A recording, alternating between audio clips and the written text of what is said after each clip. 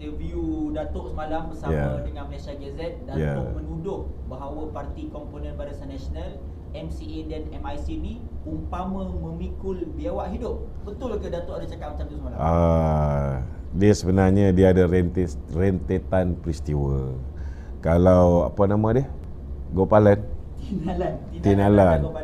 Kalau Tinalan ni kecil hati, saya minta maaf lah sebab dia kecil hati. Tetapi kena faham juga.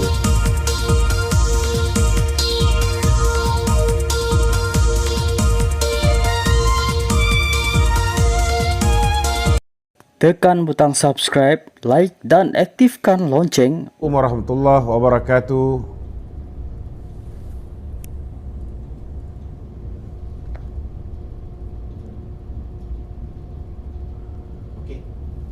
Assalamualaikum warahmatullahi wabarakatuh dan salam satu Malaysia, salam Malaysia Madani.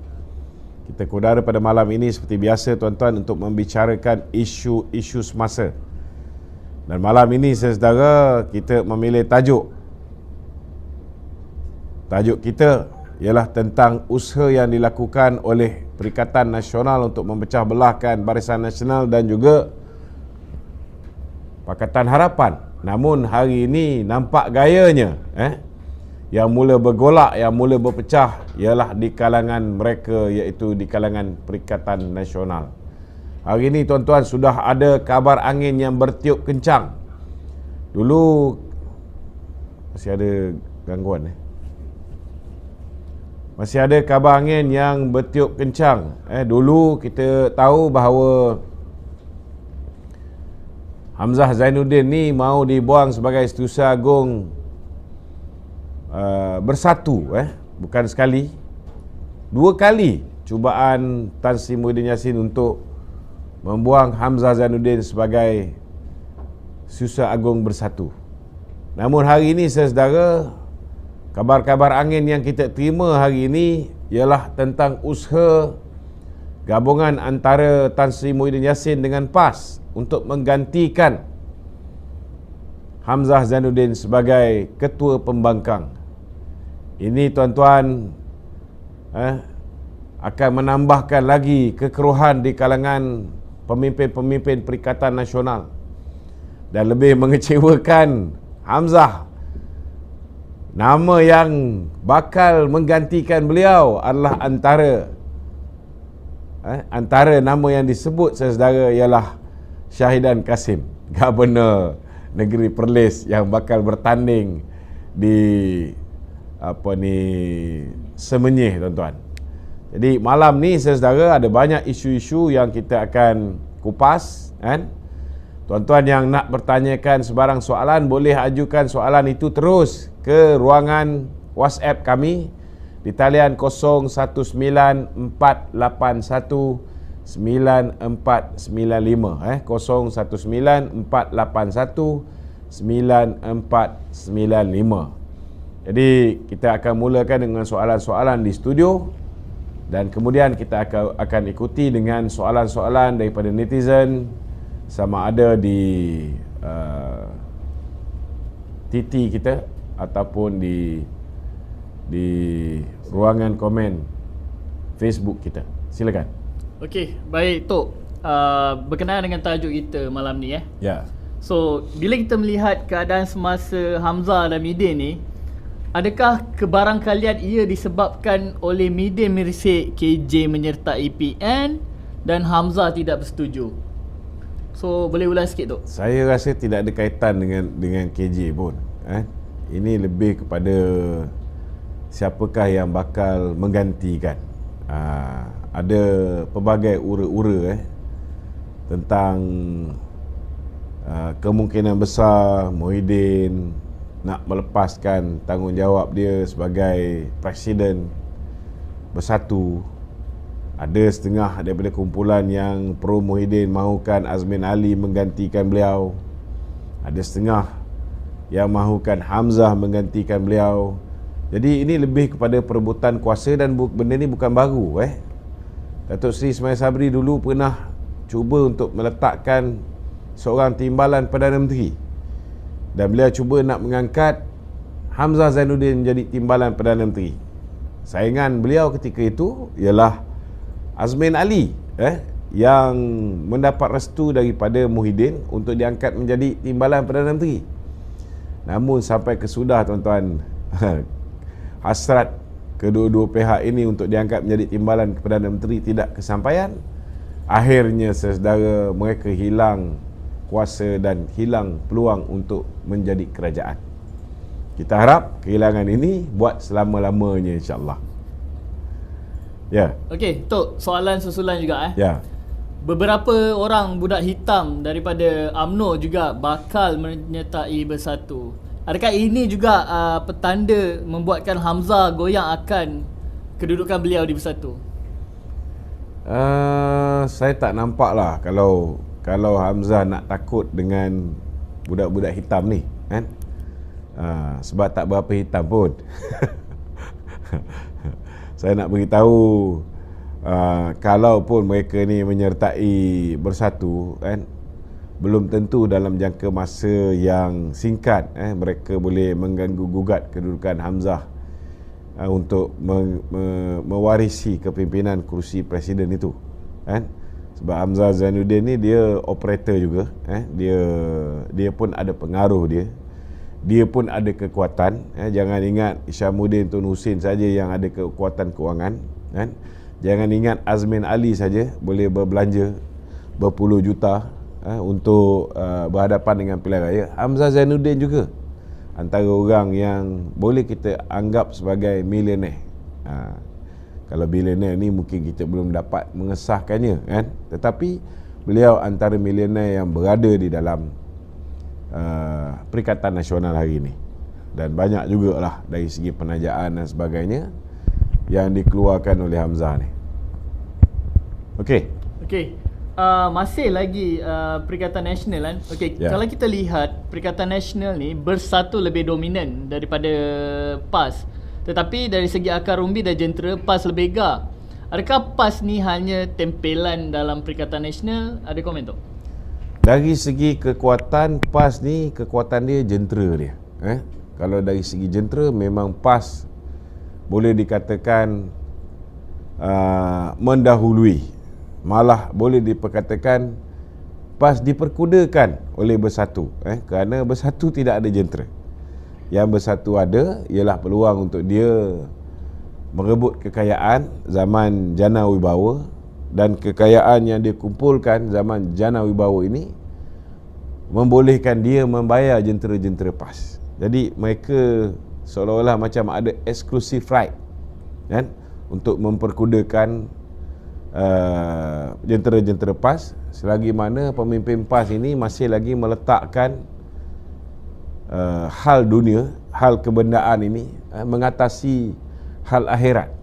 Kalau kita lihat perjuangan mereka dulu lebih kepada dakwah, lebih kepada Islam, kan? Hari ini semua yang menjadi priority PAS lebih kepada soal dunia, soal dana pilihan raya, soal itu, soal ini, soal jawatan dan sebagainya. Jadi saya haraplah pemimpin PAS mungkin satu hari nanti mereka perlu sedar bahawa PAS perlu kembali kepada landasan asal dia. Okey? Okey, Datuk. Ya. Saya ada Bagilah soalan yang mencabar sikit. saya ada dengar sebelum kita pergi Soalan-soalan ni macam cak ayam. bagi panah Angel tu. Ha. Okey. Saya ada baca antara punca kenapa PAS dan segelintir Bersatu ni tidak berpuas hati dengan Ketua Pembangkang Hamzah Zainuddin adalah disebabkan sebenarnya PAS nak berunding dengan Kerajaan Perpaduan untuk mendapatkan peruntukan ahli parlimen. Baru-baru ni saya tengok Datuk Seri Taqiyuddin pun telah berjumpa dengan Timbalan Perdana Menteri Datuk Fadilah.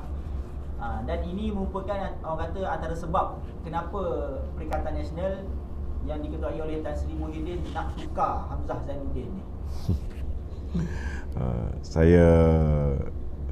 Saya tak terkejut lah kalau misalnya PAS ini nak berunding dengan kerajaan PMX, kerana mereka ni memang macam tu. Macam saya sebut tadi, mereka hanya fikir hal dunia, hal duit, hal peruntukan, hal royalty minyak. Dulu yang menyebabkan mereka ni mula bekerjasama dengan Mahathir kerana royalty minyak. Kerana mereka tahu bila mereka menguasai royalty minyak, maka mereka juga akan menguasai kemenangan dalam sesebuah pilihan raya. Kan? Kerana dengan duit bagi mereka, mereka boleh menambat hati pengundi. Kita pun tak boleh nak kata mereka silap, sebab mereka dah membuktikan dengan duit yang mereka kumpulkan, ianya telah membolehkan mereka untuk membayar pengundi-pengundi untuk mengundi mereka, sehingga mereka telah menang dengan satu jumlah yang cukup besar. Kan? Kita tak boleh salahkan dia orang. Salah pengundi pun ada juga. Kan? Kerana mudah gelap mata. Kalau mereka ni berfikiran waras, mereka bertindak dengan rasional, mereka bertindak menggunakan akal fikiran, sudah pasti mereka tidak akan lupa apa yang berlaku zaman kegelapan ketika Tan Sri Muhyiddin menjadi Perdana Menteri. Tetapi mereka lupa semua itu.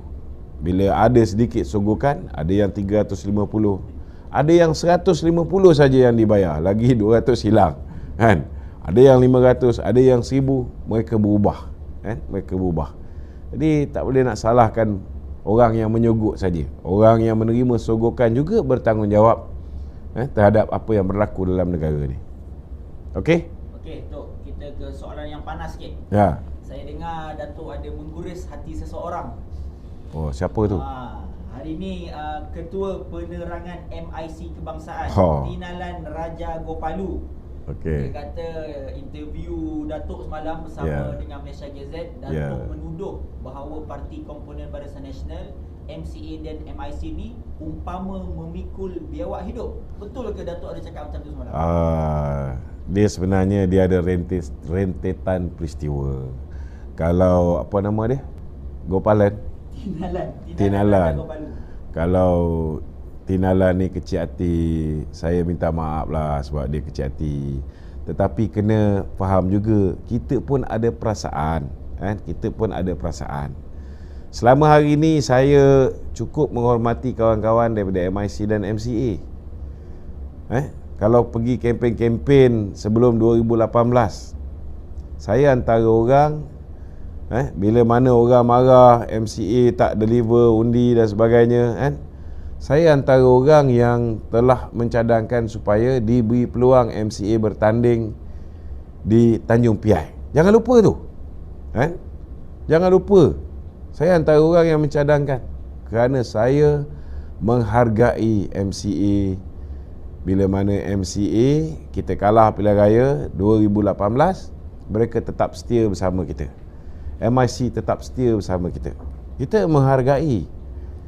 Tetapi bila hati kita terguris, jangan lupa, bila kita bersama dalam Kerajaan Perikatan Nasional,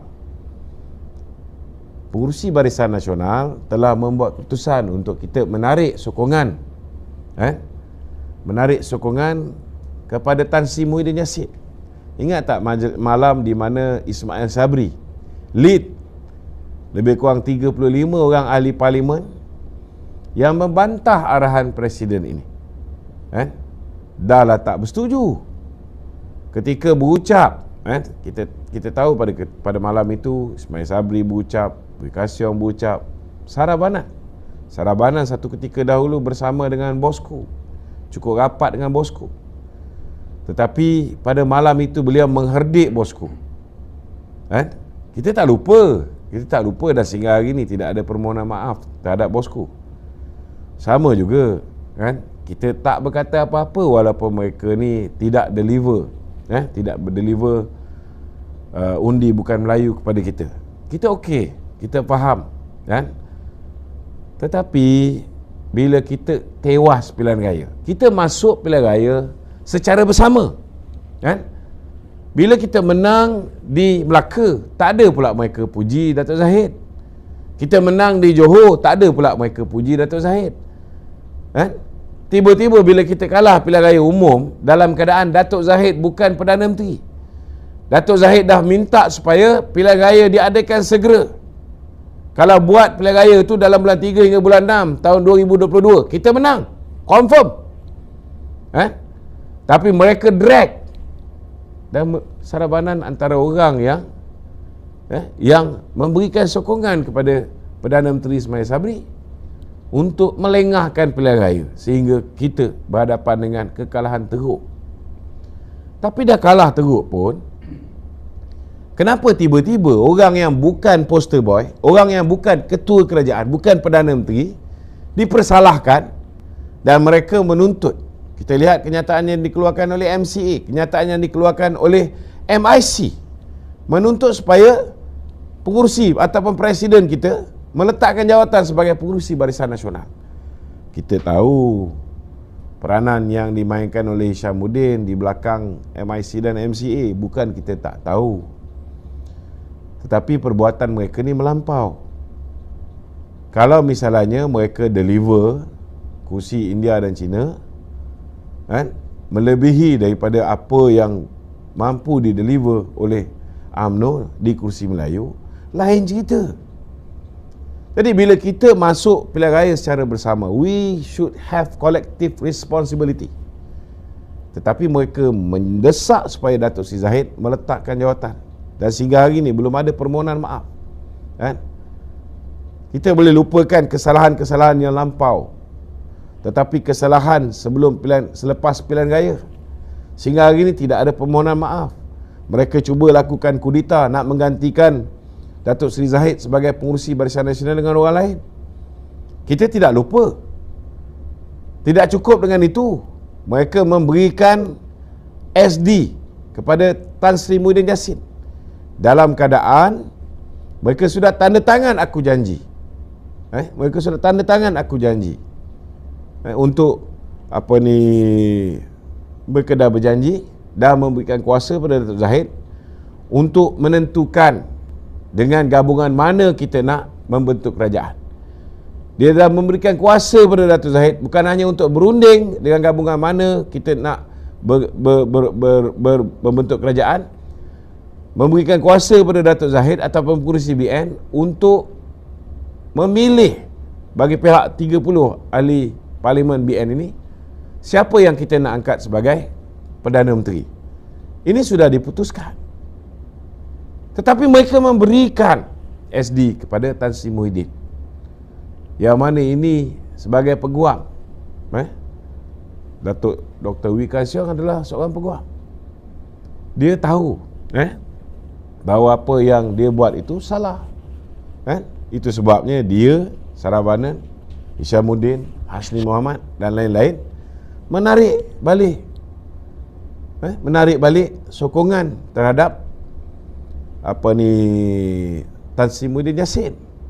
Tahu pun takut hilang kursi parlimen mereka. Tapi tak cukup dengan itu, kita lihat bila mana Chong Sin Hun, Datuk Zahid menyeru ahli UMNO untuk membantu dan menyokong calon-calon kerajaan perpaduan. Salah ke Presiden UMNO menyeru supaya ahli UMNO menyokong calon kerajaan perpaduan? Kita dah bentuk kerajaan. Wee Ka Siong dah tanda tangan bersetuju untuk bersama dengan kerajaan perpaduan. Kenyataan dia dalam Dewan Merdeka ketika convention, dia kata dia sokong kerajaan perpaduan. Walaupun kita tahu dia tak pernah berhenti daripada mengecam kerajaan perpaduan, khususnya Kementerian pengangkutan yang diterajui oleh pemimpin daripada DAP YB Anthony Loke. Kenapa begitu? Bukankah kita sudah bersama? Sama juga, saya nak beritahu, sudahlah tidak ada permohonan maaf di atas apa yang mereka lakukan. Bila Chong Sin Hun mengherdik presiden kita tak dengar sebarang kenyataan yang dikeluarkan oleh Dr. Wee Ka Siong, seolah-olah dia bersetuju dengan apa yang disampaikan oleh Chong Sin Hun. Dan saya ni, Chong Sin Hun ni sahabat saya juga, sama-sama panel pemikir Jabatan Haiwan Khas dulu, JASA kan. Bila kita tengok yang keluarkan statement membantah saudara Sivaraj, antara yang meminta supaya Datuk Zahid meletakkan jawatan, pun sama juga sahabat saya panel pemikir Jabatan Haiwan Khas dulu kan. Kita faham dia orang ni, kalau tidak kerana bos mereka arahkan, mereka tidak akan berani keluar kenyataan yang sebegitu berani. Kan? Sama juga hari ini kita lihat ketua penerangan kita diserang oleh Auta Singh, yang merupakan ketua penerangan MIC Selangor. Ada kita dengar tadi siapa nama ketua penerangan MIC pusat ni? Tanah Lagan. Apa dia? Talagan. Tinalen. Ada kita dengar ketua penerangan MIC menegur ketua penerangan MIC Selangor? Tidak ada. Hari-hari dia mengherdik Datuk Zahid. Hari-hari. Dia mengecam UMNO. Dia mengatakan UMNO macam-macam. Malah Datuk Seri Azalina dibantai oleh Auta Singh. Jadi takkan kita nak membiarkan pemimpin kita terus-menerus dibuli, diherdik oleh mereka. Kita pun ada perasaan juga. Betul tak? Tetapi yang saya rasa seolah-olah macam mereka ni menganjing kita. Minta maaf lah saya nak beritahu. Saya kecil hati. Dalam keadaan Hamzah Zainuddin mengatakan ada 10 panglima. Tak kira lah panglima hitam ke panglima putih ke. BN akan menyertai Perikatan Nasional.